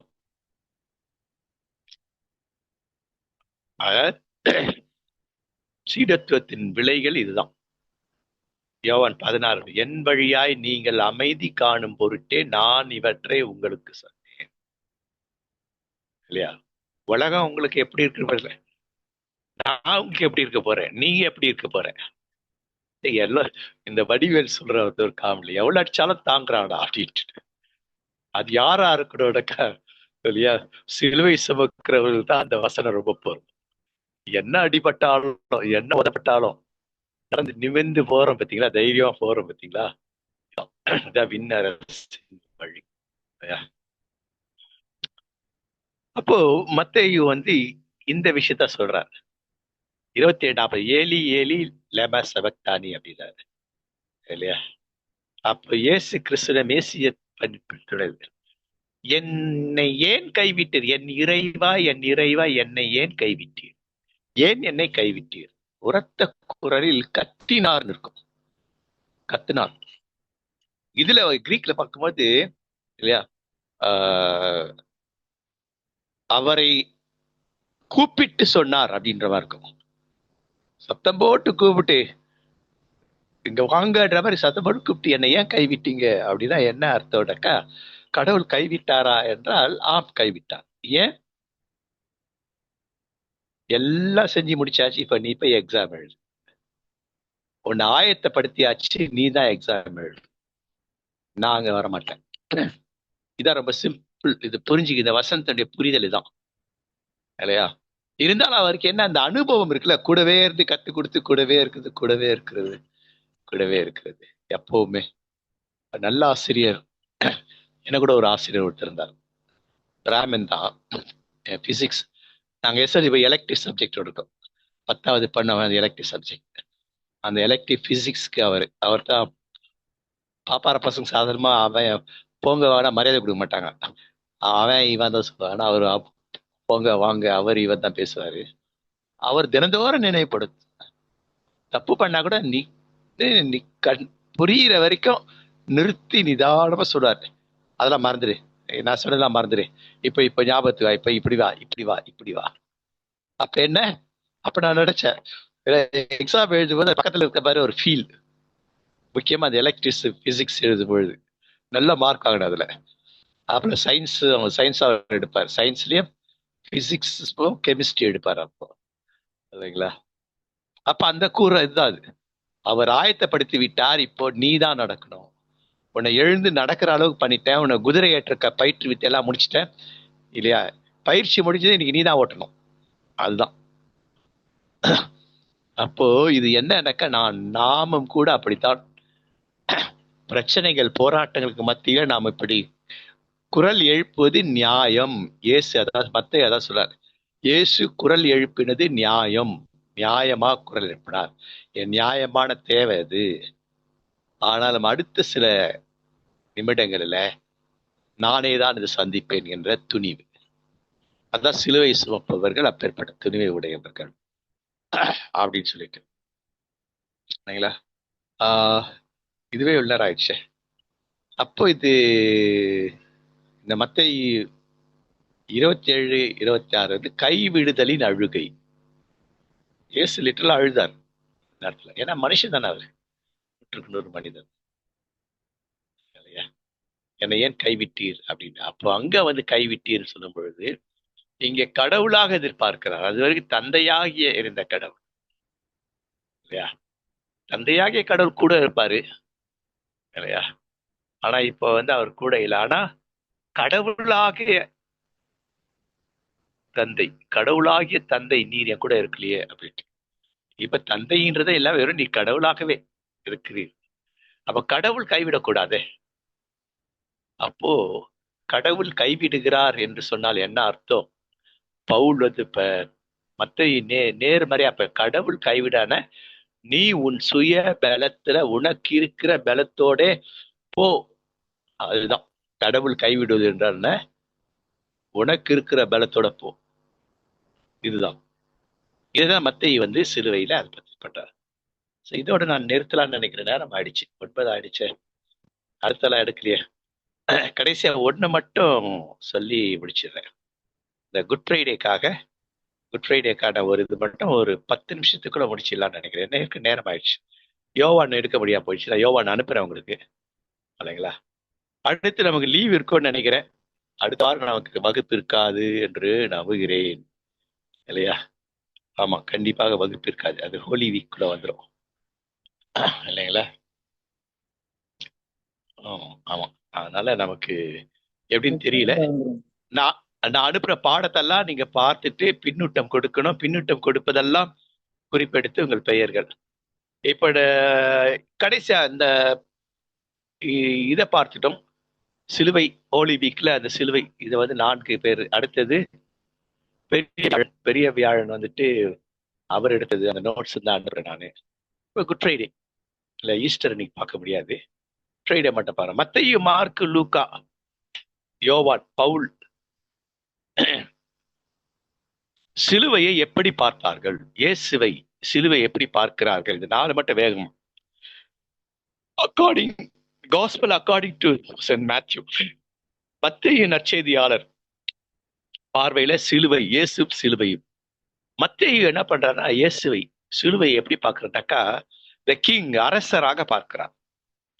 ஏனென்றால் அவர் யூதர். அதுதான் அவர் ரெக்கார்ட் பண்ணும்பொழுது அந்த அரச பாரம்பரியத்தின்படி அவர் கொண்டு வர்றார் இல்லைங்களா. ராயல் என்ன பண்ணுவாங்க, கோட்ஸ்ல வருவாங்க இல்லையா, சன்னதிகள், ராயல் சன்னதிகள், அரச சன்னதிகள் லெவலுக்கு எல்லாரும் இவரை பெற்றார், இவரை பெற்றார். அதுலயே நிறைய இருக்கு. பொம்பளைதான் பெக்க முடியும், ஆம்பளை பெக்க முடியுமானாக்க அதான் ஆண் ஆதிக்கம். அதனாலதான் அதுலதான் இருக்கு. பவுலுக்கு அது மத்தேயுக்கு அது இருந்திருக்கு இல்லையா. பவுலுக்கு இருந்திருக்குன்னா பவுல் பேரை மாத்திக்கிறார். முக்காடு போடணும், இப்படி இருக்கணும், அமைதியா இருக்கணும் அப்படிலாம் சொன்ன பவுல் பிறகுல ஆண் என்று பெண் என்று மாத்தி. பவுல் சூப்பர். நிறைய தப்பு செஞ்சா தப்பை மாத்திக்குவார். அது சரியா படிச்சோன்னாக்கா, மத்தையோட கடிதங்கள்லாம் சரியா படிச்சோன்னாக்கா எங்கெல்லாம் பவுல் தப்பு பண்றாரு, எங்கெல்லாம் கரெக்ட் பண்றாருன்னு நமக்கு தெரியும். பார்ப்போம். அப்போ ஒரு அரசராக பார்க்கிறார். சாதாரண அரசர் அல்ல, அவர் ஒரு பிரதான ஆசாரியர், ராயல் கிங்ஷிப் பிரீஸ்ட் அப்படின்னு. அதாவது இல்லையா, அவர் அததான் நம்மை குறித்து சொல்லும் பொழுது பேதுரு சொல்றார், நீங்கள் ராஜரீக ஆசாரியர். அப்போ அரசரும் ஆசாரியரும். அப்போ மத்தேயு இயேசுவையும் இயேசுவின் சிலுவையும் எந்த கோணத்துல பார்க்கிறார்? அந்த சிலுவை என்பது அரசராக அதிகாரமுடையது. ஆசாரியர் பரிந்து பேசுகிறவராக, அரசர் அதிகாரத்தையும் பயன்படுத்துகிறார். இல்ல தீமைக்கு எதிராக, பாவத்துக்கு எதிராக அதிகாரத்தை பயன்படுத்துகிறார் இல்லையா. மீட்டெடுப்பதற்காக அவர் ஆசாரியராக, சீஃப் பிரீஸ்ட் அப்படின்ட்டு. அடுத்தது இன்னொரு கோணத்தை பார்க்கிறார். இயேசு கிறிஸ்து ஒரு இறைவாக்கினர், ப்ராஃபெட், தீர்க்கதரிசி. சிலுவையின் இயேசு கிறிஸ்து ஒரு ப்ராஃபெட். என்னன்னாக்கா அவர் எதையெல்லாம் சிலுவையில பேசினாரோ அதையெல்லாம் வாழ்க்கையில கடைபிடித்து முடித்தார் இல்லையா. அதை நாம் செய்யும்படிக்கு நமக்கு ஒரு தொலைநோக்கு பார்வை. இது ஒரு தீர்க்க தரிசன வசனம், இறைவாக்கு வாசகங்கள். 7 வார்த்தைகள் அல்ல, 7 வாக்கியங்கள், 7 தலைப்புகள் நிறைய இருக்காது. நான் அனுப்புறேன், அது பட்சிதான் தெரியும் இல்லைங்களா. அப்ப அது என்ன, இயேசு அந்த சிலுவையில அவர் மொழிந்த அந்த வாக்கியங்கள் என்ன அப்படின்னாக்கா, அது எதற்கு இயேசு கிறிஸ்து ஒரு இறைவாக்கினர், த ப்ராஃபெட் என்றால் அது உங்கள் வழியாக நடைபெற வேண்டும், நீங்கள் தான் அதை நடத்த வேண்டும். அதான் உங்களுடைய அவுட்கம் அதுவாதான் இருக்கணும். தீர்க்க தரிசன அவுட்கம் என்ன, அதே போல ஒரு அவுட்கம், இயேசுதான் அவுட்கம். அதே போல அவுட்கம் என்ன, இயேசுதான் அப்படின்ட்டு அவரை பார்க்கிறார். வசனங்கள் நிறைய இருக்காது பார்க்கலாம். அப்போ அரசர்னா எப்பேற்பட்டவர் அரசர்? அரசாளும் அரசர், இனி வரும் அரசர், தாவீதின் மைந்தர். அப்ப தாவீதின் மைந்தர்னா என்ன? தாவீதை எப்படி பார்த்தாங்க? தாவீதுக்கு மைந்தர் இயேசு கிடையாது. பைபிள் அது தவறான ஒரு இது. தாவீதின் மைந்தர்னா என்ன? தாவீது கடவுளால் நேரடியாக கடவுளுடைய பிள்ளை என்கின்ற அளவுக்கு வந்ததுனால வேண்டு இல்லை, தாவீதின் சீட்ல வரல இயேசு. மரியாவை தாவீது சீடு இல்லை இல்லைங்களா. அல்ல, மரியா பெண்ணுடைய சீட்ல தான் வந்தாரே தவிர இல்லையா, ஆணோட சீட்ல. அதுக்குள்ள பெரிய பகுதி. தாவீதின் மைந்தன் ஏன் பயன்படுத்தினாங்க? இவரும் தாவீதின் மைந்தனா இருக்கிறாரு, இதெல்லாம் ஏன்றது அப்புறம் பிறகு பார்ப்போம். ஆனா இதை பண்றாரு யூதர்களுக்கு, அப்படி சொன்னாதான் அவங்க ஏற்றுக்குவாங்க. அதனாலதான் யூதருக்கு யூதராகவும் அப்படின்ற கிரேக்கராகட்டு. அடுத்து அரச குல பாரம்பரியம் அப்படின்னா என்ன? தாவீது ஒரு அரசர், கடவுளால் தெரிந்து கொள்ளப்பட்ட அவர். அப்ப இயேசு கிறிஸ்து அவ்விதமாக கடவுளுடைய குமாரன். இல்லையா? கடவுளுடைய குமாரனாக இங்கே வரும்படி அழைப்பு தெரிந்து கொண்டு அனுப்பப்பட்டவர். அதான் அரச குலப்பாத விண்ணுலக அரசாட்சி, இல்ல விண் அரசாட்சி அவருக்கு அவர் தான். வாக்குதத்தத்தின்படி அவர் தான் மீட்பர், இறைவாக்கின்படி அவர் மேசியா. அதனால இவர் ஒரு அரசர். அடுத்தது அவர் என்ன சொல்றாருனாக்க, மத்தேயு ரொம்ப ரொம்ப சிலுவையை குறித்து ரொம்ப ஆழமா பண்றார். Cross is an holy altar. சிலுவை என்பது பலிபீடம். சிலுவை என்பது பலிபீடம். பலிபீடத்துல தூய்மையானவைகள், குற்றமற்றவைகள், இல்லையா, பதிலீட்டாக வைக்கப்படும்.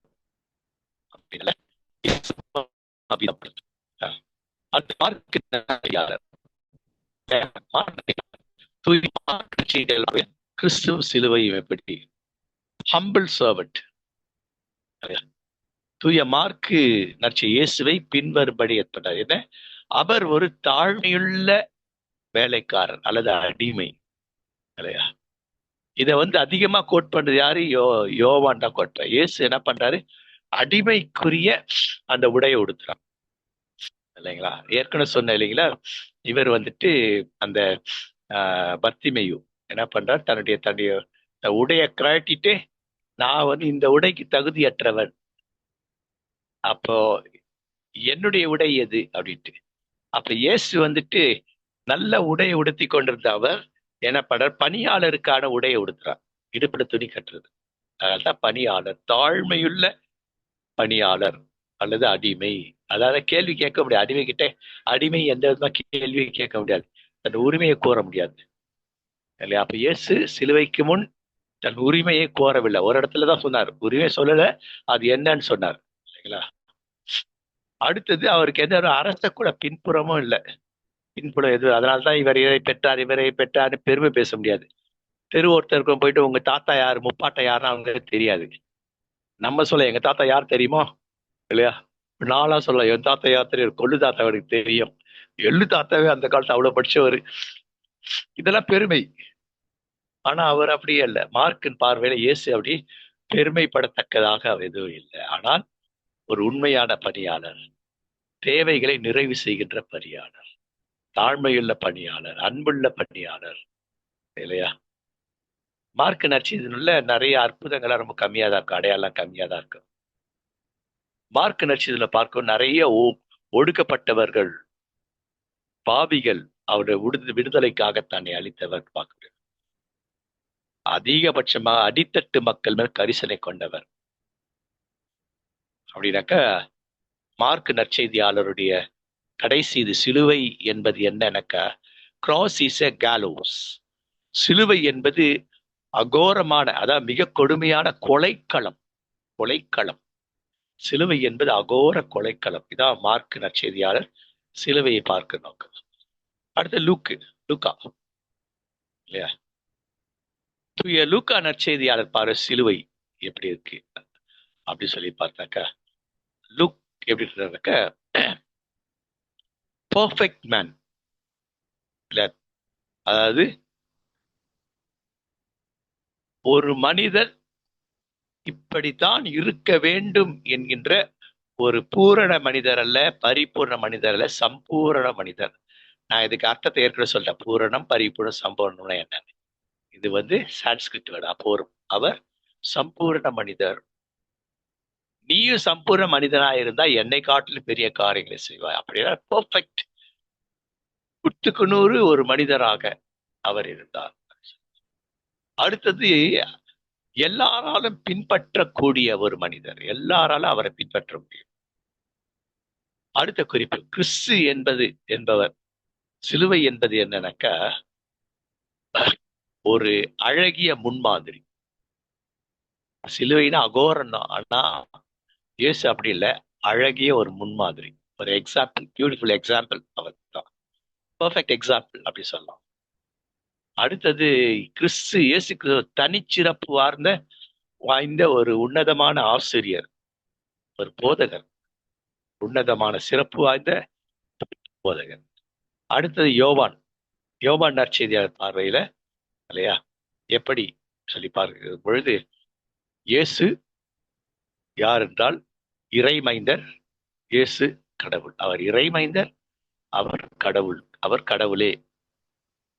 அடுத்தது கிறிஸ்துவுக்கும் தந்தையாகிய கடவுளுக்கு இடையில தெய்வீக தொடர்புடையவர், இறை தொடர்புடையவர். அடுத்தது சிலுவை பார்க்கிறார். கிறிஸ்து ஒவ்வொருவர் தனித்துவமான மீட்பர், ஒவ்வொருவருக்குமான மீட்பர் இல்லையா, தனித்துவமான மீட்பர். அடுத்து கிறிஸ்து அனைத்து ஆற்றலும் மிக்கவர், முக்கியமா தீமைக்கு எதிரான ஆற்றல் மிக்கவர். அப்போ யோவான் சிலுவை எப்படி பார்க்கிறார்னாக்க, கடைசியா த்ரோன், சிலுவை என்பது அரசாளும் சிம்மாசனம். அதுதான் யோவான் நற்செய்தியுடைய யுனிக்னஸ் அர்த்தம். கொண்டு போய் டாப்ல கொண்டு போய் பரிசுவேன், அரசாளும் சிம்மாசனம், unique throne, cross is a throne அப்படின்னு பண்ணார் இல்லையா. கடைசியாக பவுல் சிலுவை குறித்து பவுலுடைய நிறைய பார்க்கலாம். சிலுவை பத்தி பேசுற அதுல மையமா பார்க்கறது கொலேசியர் 2:14-15. நமக்கு எதிரடையாகவும் கட்டளைகளால் நமக்கு விரோதமாகவும் இருந்த கையெழுத்தை குலைத்து அதை நடுவில் இராதபடி எடுத்து சிலுவையின் மேல் ஆணி அடித்து துரைத்தனங்களையும் அதிகாரங்களையும் உரிந்து கொண்டு வெளியரங்கமான கோலமாக்கி அவையின் மேல் சிலுவையிலே வெற்றி சிறந்தார். Super message. இந்த ரெண்டு வசனம் ஃபேண்டாஸ்டிக் மெசேஜ். இது நான் ஏற்கனவே எடுத்திருக்கேன்னு நினைக்கிறேன், லாங் பேக் இந்த மெசேஜ் நான் எடுத்திருக்கேன்னு நினைக்கிறேன். அப்போ இதுல என்ன சொல்றாரு அப்படி சொல்லி பார்த்தாக்கா, சிலுவையுடைய மேன்மை பத்தி பேசுறாரு இல்லைங்களா. திருவிழி இன்னும் அழகான வார்த்தை பயன்படுத்த நேரம் இல்லை. அப்படின்னா என்ன சொல்றாருனாக்கா, ஒரு அழகான படம், அதாவது பால்பிராசையாருக்கு கொடுத்த படம் அது இல்லையா. இயேசு கிறிஸ்து என்ன பண்றாருன்னா, சிலுவையில இயேசு ஒரு ஆணி அடிக்கிற மாதிரி ஒரு படம் நான் அனுப்புறேன். ஏற்கனவே பார்த்திருப்பீங்க, இதை அனுப்புறேன். கிறிஸ்து நமது பாவத்திற்கான தண்டனைகள் அல்லது நமது பாவத்திற்கான சாபங்கள் இல்லையா, இது எல்லாத்தையும் உரிந்து போட்டுறார் இல்ல. என்கிட்ட இருந்து இதெல்லாம் உரிந்து போட்டு சிலுவையில அவரோடு சேர்ந்து ஆணி அடித்து அந்த ஆணியுடைய மறுமுனையை மடித்து விடுகிறார். அப்படின்னா ரிவிட் பண்றார். அப்படின்னா சிலுவையையும் இயேசுவுக்கும் நடுவே நம்ம எப்படி இருக்கிறோம், சேஃபா இருக்கிறோம் சொல்லுவாங்க இல்லைங்களா. இந்த குஷன் வாங்க இல்லைங்களா. இப்ப என்ன சொல்லுவாங்க, இந்த சாப்பிட்றாங்களே ரெண்டுக்கும் நடுவுல இருக்குமே இல்லைங்களா, பிரெட் சாண்ட்விச், அது அப்ப அவ்வளவு பாதுகாப்பானவர்கள் நாம். அப்போ கடைசியா அவருடைய பார்வை எப்படி இருக்குது அப்படின்னா, கிராஸ் இஸ் அ புல்பிட் இல்லையா. சிலுவை என்பது என்ன அப்படின்னாக்கா, நம்ம திருச்சபையில இருந்து பேசுறோம் இல்லைங்களா. அப்போ புல்பிட் இல்லாம பேசினவர், புல்பிட்னு ஒரு இடம் இருக்கு, புல்பிட் இல்லாம பேசினது எது? பேதுருடைய பிரசங்கத்தை கேட்டு அவர்கள் உள்ள குத்தப்பட்டவள் ஆண்டவர், நாங்கள் இப்ப என்ன செய்யணும்? அப்பேற்பட்ட ஒரு புல்பிட். அப்ப நம்ம நின்று பேசுவது அநேகருடைய உள்ளங்களை வேற இருக்கிறது, அநேகரை ஆறுதல் படுத்துகிறது, அநேகரை தேற்றுகிறது, அநேகரை ஆற்றுகிறது, அநேகருக்கு வழிகாட்டுகிற வார்த்தையாக அது pulpit. Cross is a pulpit. இல்லையா, pull a person to stand before others. அது ஒவ்வொருவரையும் அந்த புல்பிட்டா கொண்டு வரதான். அப்ப சீடர்கள் ஆக்கும்பொழுது ஒவ்வொரு சீடர் அதுக்கு முன்னாடி வருகிறார். இந்த புல்பிட் அப்படின்னு படத்தை பார்த்தா தெரியும். கடைசியா படிக்கிறேன், மனம் திரும்புங்கள். எதற்காக? விண்ணரசு வாழ்வுக்காக. விண்ணரசு எங்கேயோ இல்லை, இந்த பூமிக்கு வந்துருச்சு இயேசு வழியா. அது உங்களுக்குள்ள எனக்குள்ள இருக்கு. ஆனா எனக்குள்ள அது செயல்படுகிறதா? விண்ணரசு. நான் நற்செய்தி அறிவித்து சீடராக்குகிறதாக இருந்தால் அது விண்ணரசு, எனக்குள் இருக்கும் விண்ணரசு செயல்படும். அது எனக்குள் இருக்கும் கோயில், ஆலயம்.